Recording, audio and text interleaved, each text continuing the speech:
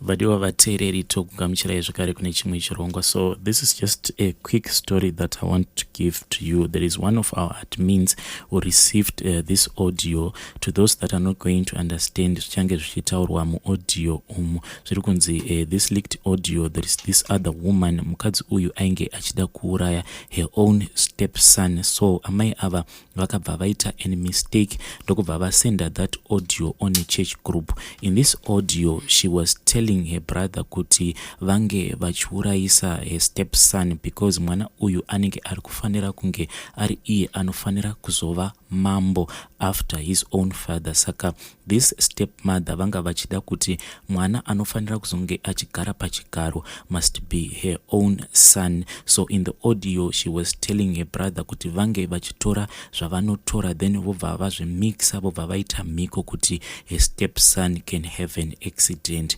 Zvakangooma hazvo veduwe. Let me play the audio for you. Umeluleki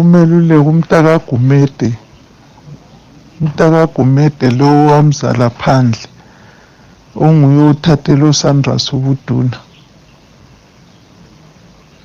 Uhlala edorobheni, nguye ngimtsho ukuthi cupha wena khona ngapho inhlabathi amaviri emota khona ngapho ubusuhlanganisa lemthandazo yokuchaya abantu.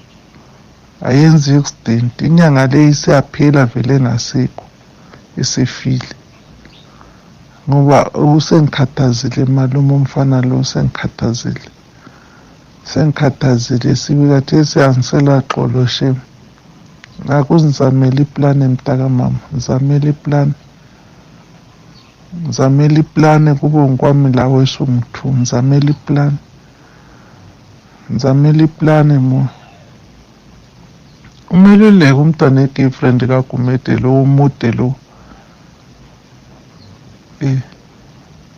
omude lwana antsho kade uthathelo Sandra ubuduna segcotshiwe usele mota sehamba ngemota so iconsider ngemota sokuright ke manje umchaye ngeaccident.